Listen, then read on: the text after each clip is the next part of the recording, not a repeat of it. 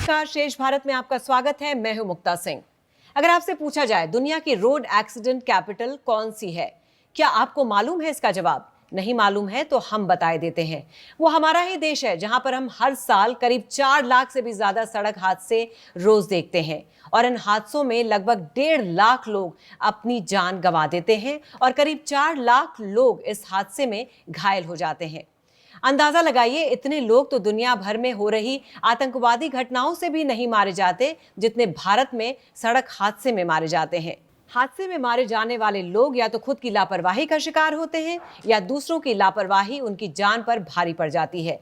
कभी wrong side driving, कभी over speeding, कभी ड्रंकन ड्राइविंग, सिग्नल जंपिंग और हेलमेट ना पहनने की वजह से हर रोज देश के कोने कोने में लोग सड़क हादसे में मारे जाते हैं। चंद रुपए का तेल बचाने के लिए लोग रॉन्ग साइड चलते हैं और एक ही झटके में अपने या दूसरे किसी के परिवार को तबाह कर डालते हैं। तो इस पूरे मुद्दे पर बातचीत करने के लिए हमारे साथ मौजूद हैं सेव लाइफ फाउंडेशन की डायरेक्टर पॉलिसी एंड रिसर्च करुणा रैना जी। करुणा, बहुत बहुत स्वागत है आपका हमारे शो में। चर्चा को आगे बढ़ाने से पहले देखते हैं इस पर एक छोटी सी रिपोर्ट।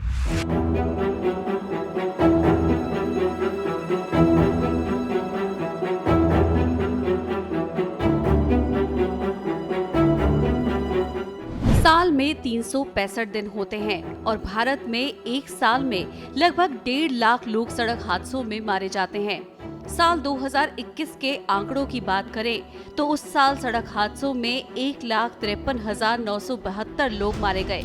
यानी अगर हिसाब लगाया जाए तो साल 2021 में हर रोज भारत में सड़क हादसों में 422 लोग मारे गए थे।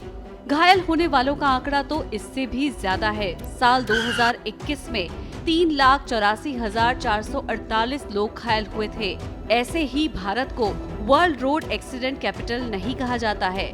दुनिया में सड़क हादसों में जितने भी लोग मरते हैं उनमें से 10 भारत के होते हैं। हाल ही में परिवहन मंत्री नितिन गडकरी ने बताया था कि रोड नेटवर्क के मामले में भारत अमेरिका के बाद दूसरे नंबर का देश बनने वाला है। हर रोज नए एक्सप्रेसवे बनाए जा रहे हैं, सड़कों को देश के हर कोने कोने तक पहुंचाया जा रहा है और लोगों की जिंदगी को आसान बनाने के लिए एक्सप्रेसवे बनाए जा रहे हैं।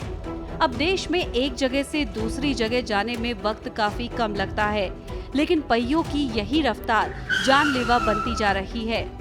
आंकड़ों पर गौर करें तो सबसे ज्यादा लोग देश भर में बने नेशनल हाईवे, जिनमें एक्सप्रेसवे भी शामिल है, वहां हुए हादसों में मारे जाते हैं। दूसरे नंबर पर आते हैं स्टेट हाईवे और तीसरे नंबर पर बाकी की सड़कें। ये तो थे आंकड़े जिनसे हमने बताने की कोशिश की कि देश में सड़क हादसे लोगों की मौत की सबसे बड़ी वजह है। अब आते हैं मुद्दे पर। बुधवार को अहमदाबाद में हुए एक सड़क हादसे में एक जैगुआर कार ने 9 लोगों को रौंद डाला, जिससे उनकी मौत हो गई।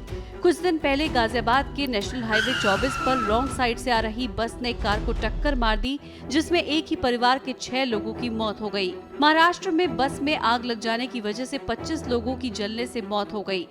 हम गिनाते जाएंगे और आप गिनते जाएंगे। ये हर रोज होता है और एक झटके में परिवार के परिवार तबाह हो रहे हैं। ऐसे में जिम्मेदारी सरकार की तो है ही, लेकिन उससे ज्यादा जिम्मेदारी लोगों की है, जो चंद रुपयों का तेल बचाने के लिए न केवल अपनी जान जोखिम में डालते हैं बल्कि लोगों की जान भी खतरे में डाल देते हैं। सड़क पर चलते वक्त आप भी ट्रैफिक नियमों का पालन कीजिए और सुरक्षित घर पहुंचिए। करुणा, इररिस्पॉन्सिबल ड्राइविंग की वजह से आए दिन दर्दनाक हादसे होते रहते हैं।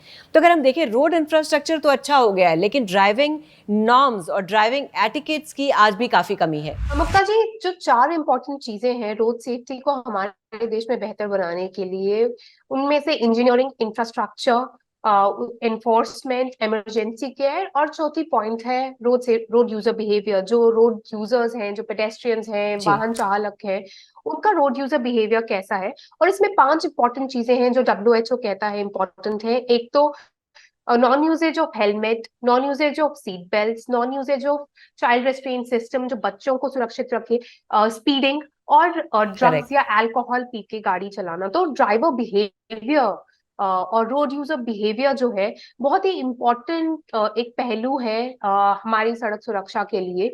करेक्ट। तो इसको मद्देनजर रखते हुए जो एनफोर्समेंट मेजर्स हैं बहुत स्टेट गवर्नमेंट्स के, इन सारे रिस्क फैक्टर्स को ध्यान में रखते हुए एनफोर्समेंट की जानी चाहिए।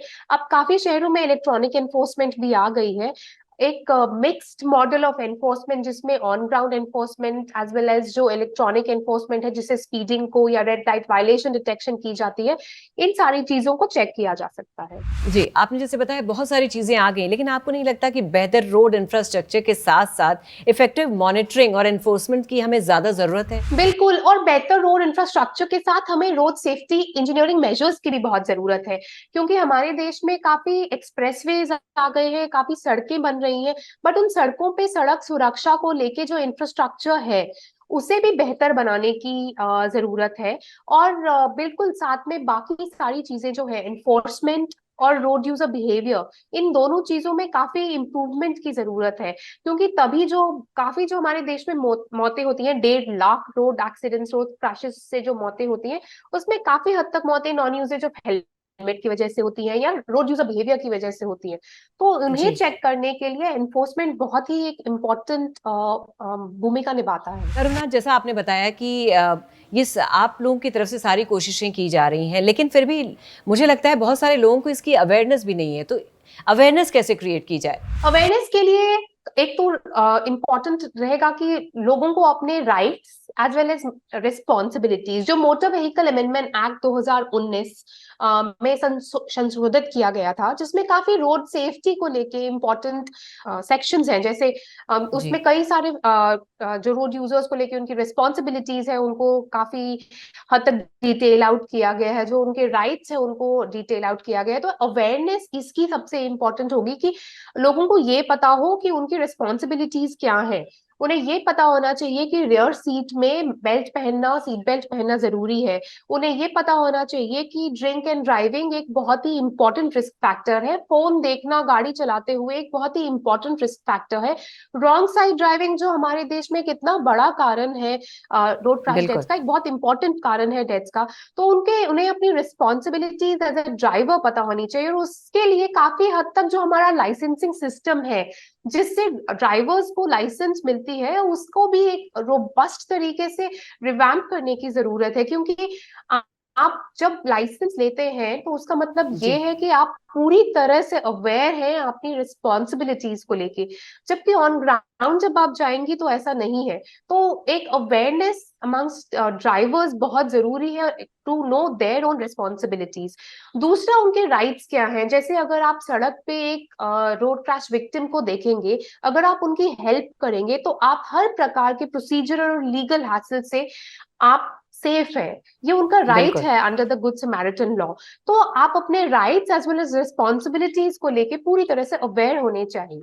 करुणा, आपके आंकड़े क्या कहते हैं? हर रोज कितने लोग इस तरह के हादसों का शिकार होते हैं? 400 से ज्यादा लोग ऐसे हादसों का शिकार होते हैं, which is equal to a Boeing 747। एक बड़ा प्लेन अगर हर दिन क्रैश करेगा हमारे देश में, उतने लोग रोज सड़क हादसों में मरते हैं, और इसे रोकने की काफी सख्त जरूरत है।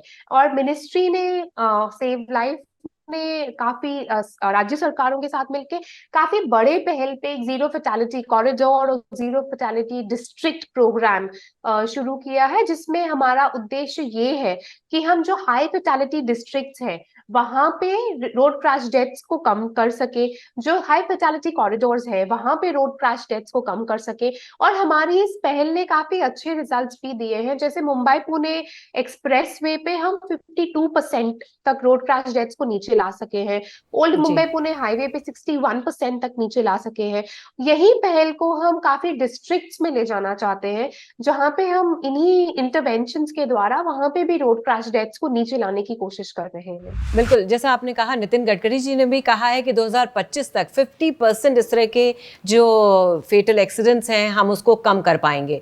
और उन्होंने कहा उसके पहले पॉसिबल नहीं है, 2024 तक नहीं पॉसिबल है, क्योंकि बहुत सारी और लिमिटेशंस हैं। जो स्टॉकहोम डिक्लेरेशन है, जो कि एक ग्लोबल डिक्लेरेशन है, उसके अंतर्गत सब देशों ने ये इस प्रतिबद्ध है कि 2030 तक 50% तक रोड क्रैश डेथ्स कम होनी चाहिए। गडकरी जी ने भारत को एक और एम्बिशियस टारगेट दिया है कि 2025 तक कर पाए। इसलिए इसको अचीव करने के लिए हर स्टेट गवर्नमेंट, स्पेशली जो टॉप 10 स्टेट्स हैं जहां पे रोड क्रैश डेथ्स होती हैं, उन्हें एक काफी फोकस्ड एक्शन प्लान को इम्प्लीमेंट करने की जरूरत है, जिसके तहत वो अपनी रोड क्रैश डेथ्स को एटलीस्ट 50% तक नीचे कर सके। करुणा, जनरली जो एक एटीट्यूड होता है, जनरल एटीट्यूड इंसान का ये होता है कि चलो गलती करेंगे तो बच जाएंगे, थोड़ा गलत लेन में भी चले गए तो कोई बात नहीं, थोड़ा बहुत इधर उधर होगा फिर बच जाएंगे। तो इस चीज़ को कैसे कम किया जाए? क्योंकि मुझे लगता है कि पनिशमेंट थोड़ी और सिवियर होनी चाहिए, कानून थोड़ा और सख्त होना चाहिए, जिससे जैसे कि अगर इस तरह से पकड़े तो हेवी पेनल्टीज होनी चाहिए, सस्पेंशन ऑफ लाइसेंस होना चाहिए। तो आपको नहीं लगता कि थोड़ी कानून में और सख्ती होनी चाहिए जिससे लोगों में डर हो? 3 इंपॉर्टेंट चीजें होनी चाहिए। अगर आप पूरा एक प्रोसेस देखें, लाइफ साइकिल देखें एक ड्राइवर का रोड पे आने का, तो जब लाइसेंसिंग हो रही है, जब उसे लाइसेंस मिल रहा है, तभी एक तरीके से उसी ड्राइवर को आने देना चाहिए जिन्हें इन सब रूल्स के बारे में पता हो।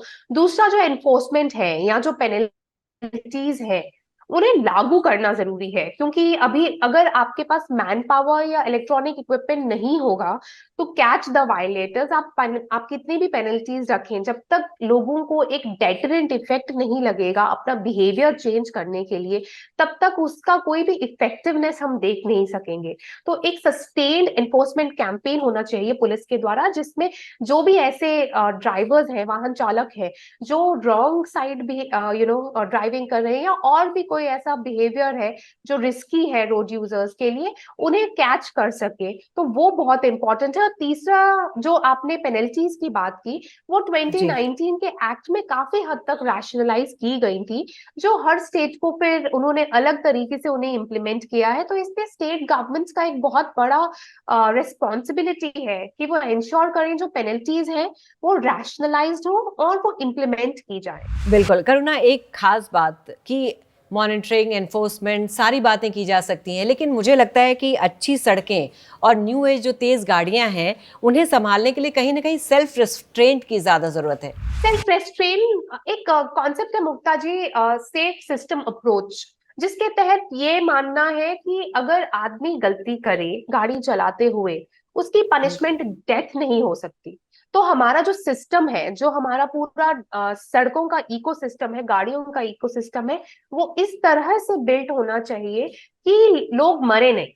अगर हमारी एक छोटी सी गलती से हम मरे नहीं, तो उसको ध्यान में रखते हुए एक जो सड़कें बननी चाहिए वो भी उस तरीके से बननी चाहिए कि लोगों की डेथ ना हो। और ऑफ कोर्स एक प्राइम रिस्पॉन्सिबिलिटी रोड यूजर की है अपने लिए और अपने साथ में चलने वाले लोगों के लिए, कि वो इस तरह गाड़ी चलाएं, वो इस तरह अपना वाहन चलाएं, ताकि किसी और को उसका रेपरकशंस भुगतने की जरूरत ना पड़े। बिल्कुल, thank you so much Karuna for joining us, for giving us such important information. तो ये सारी बातें अपनी जगह हैं, एनफोर्समेंट है, मॉनिटरिंग है, सब कुछ अपनी जगह है, सरकार अपनी तरफ से कोशिशें कर रही है, लेकिन सबसे ज़्यादा ज़रूरत है सेल्फ रेस्ट्रेंट की। हमें भी उन नियम कानून को फॉलो करना पड़ेगा और अपनी जान की सुरक्षा स्वयं करनी पड़ेगी। श्रेष्ठ भारत पर खबरों से जुड़े रहने के लिए चैनल को सब्सक्राइब करें, बेल आइकन दबाएं और देखते रहें श्रेष्ठ भारत।